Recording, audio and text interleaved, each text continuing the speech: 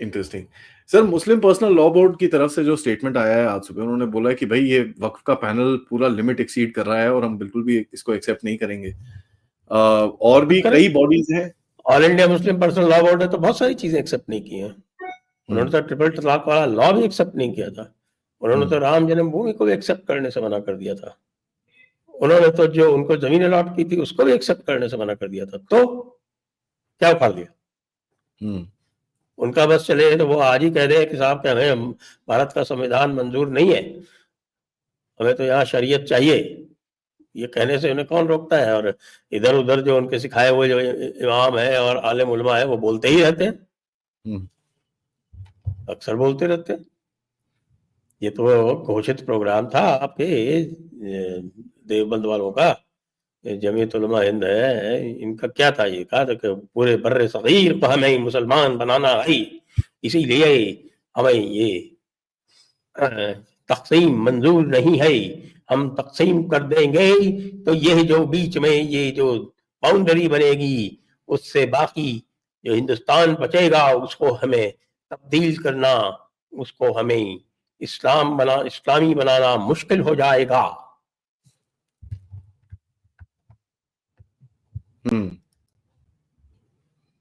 अभी जो आपने जैसे बताया सर कि ये अंदर से बाहर निकले, अभी जो 4 बजे तक का टाइम दिया, उनमें से एक कांग्रेस वालों का स्टेटमेंट आया है। वो बोलते हैं कि भाई 95% जो स्टेक होल्डर्स हैं उन्होंने अपोज करा है बिल को। ना ये मेरे को समझ नहीं आता कौन सा कैसा सेटअप है ये। और कहते हैं सिर्फ 5% जो लोग थे जो मैनेज बाय द गवर्नमेंट है, उनका जिनका कोई वक्फ से लेना देना नहीं है, उन्होंने पूरी तरह से बुलडोज करा इस चीज को। ना इसमें दो चीज तो बिल्कुल गलत बात है, क्योंकि वक्फ से लेना देना वाकई था नहीं एक जमाने में और किसी का।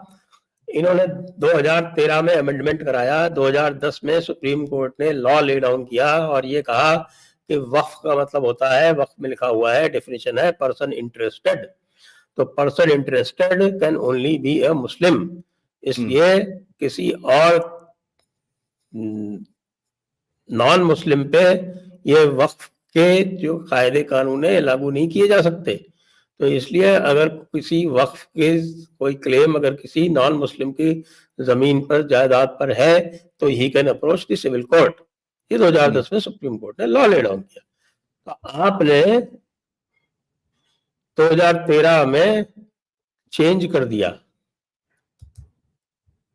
और ये कर दिया कि जो वक्फ का आई थिंक सेक्शन 4 है जिसमें पर्सन इंटरेस्टेड था उसको कर दिया पर्सन अग्रीव्ड।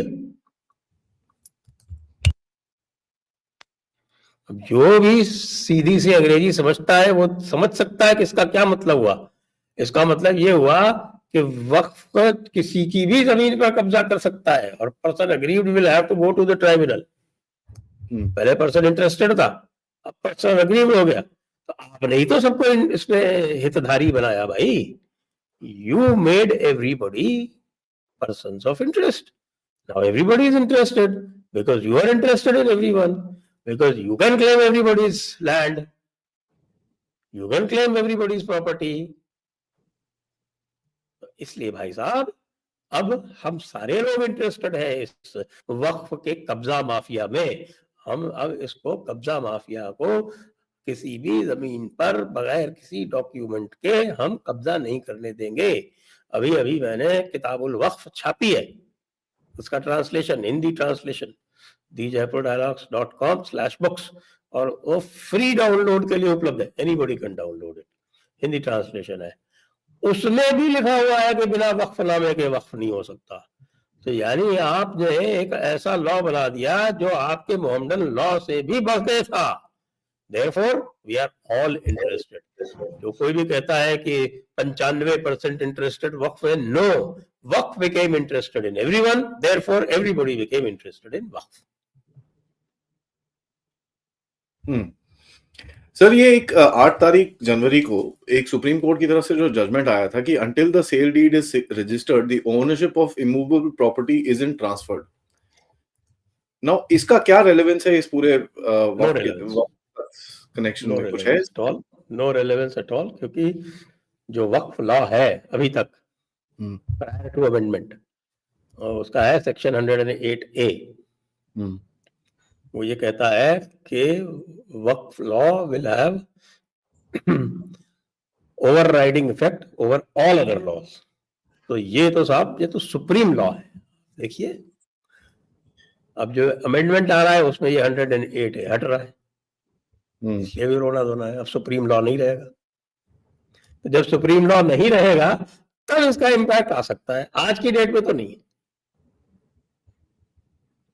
आज की डेट में तो ये सुप्रीम लॉ है। If the law is not amended, then no other pronouncement, no other law can have any impact on what you do under the Waqf law. ये है सिचुएशन आज की। As of now, no relevance. As of tomorrow, if the overriding effect is withdrawn, taken away, तब इसका impact हो सकता है।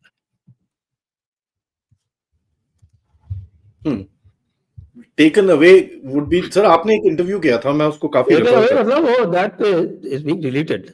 108A जो है वो अमेंडमेंट बिल में it is proposed to be deleted. Sir आपने एक इंटरव्यू किया था विष्णु शंकर जैन जी के साथ, और मैं उसको काफी रेफर करता हूं because he is to me I think पूरे देश के अंदर किसी की अथॉरिटी है to talk about these kind of issues तो उनकी है मेरे हिसाब से। डेफिनेटली।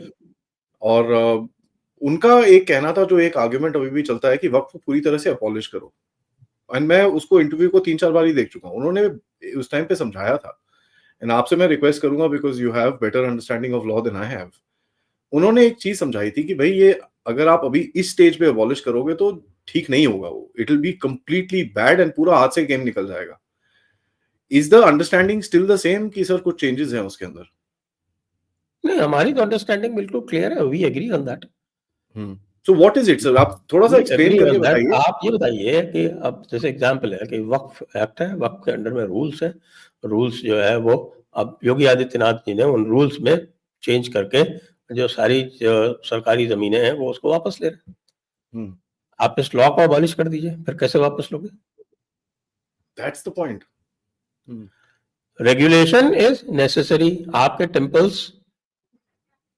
टेम्पल्स तो ओवर रेगुलेटेड है, और इनके वक्फ को आप बिल्कुल बिना रेगुलेशन के छोड़ दीजिए। आप बिना रेगुलेशन के छोड़ दीजिए, उसके बाद फिर क्योंकि Waqf is also part of personal law, तो it will be a worst situation कि जो 1937 शरीयत एक्ट है उसके अंडर आ जाएगा कि सब पर्सनल लॉ में लागू होगा, सब चीज सब पर्सनल लॉ के हिसाब से छेड़ नहीं सकते साला। और वो पर्सनल लॉ भी, उसका भी नॉन ऑब्स्टेंटेड क्लॉज लगा हुआ है, notwithstanding anything in any other law for the time being in force. Correct. तो आप आसमान से गिरोगे, खजूर में अटकोगे। Therefore regulation is necessary. जो ये कर रहे हैं कि 4-4 हिंदू बैठाल, 4-4 नॉन मुस्लिम बैठाल रहे हैं, बिल्कुल जरूरी है। Since you have become interested in non-Muslim lands, therefore non-Muslims are interested in waqf. Simple as that. अब हम रेगुलेट करेंगे तुम्हारी वक्फ को बैठ के, क्या बदमाशी करते हो, हम देखेंगे अंदर से। तो आप क्या कहेंगे सर उन लोगों को जो अभी भी मतलब इतना सब कुछ क्लियर है मेरे हिसाब से? And I personally find this argument to be very valid, क्योंकि मैंने यही चीज बोला था। आप फिर किस के डील करोगे? अभी तो खैर एक बोर्ड से आप डील कर रहे हो, यू कैन बड़ी थोड़ा सा उनको कंट्रोल करके जो भी करना है आपको कर कुरा के सीधा कर सकते हो। First regularize everything and then you can go ahead and do what you want to. But जो अभी भी लोग आर्गुमेंट टीवी में इधर उधर काफी लोग देते हैं कि भाई पूरी तरह से अबॉलिश होना चाहिए, what would be your argument? Abolish करके आप जो उसने उन्होंने इतनी सारी जमीनें जो उसका लिस्ट बना रखी है, उसका क्या करोगे फिर आप? बताओ,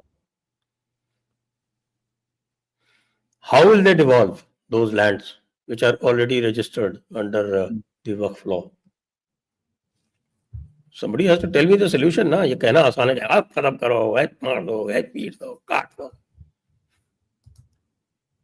What is the alternative? आगे प्रोस्पेक्टिवली तो आप कर सकते हो कि भाई ठीक है, आगे से वक्फ नहीं होंगी, ये आपके चैरिटीज में होंगी, या जो चैरिटी लॉ है या ट्रस्ट लॉ है उसमें होंगी। But what about the ones which are already there? Correct. What about those? उसका क्या करोगे आप?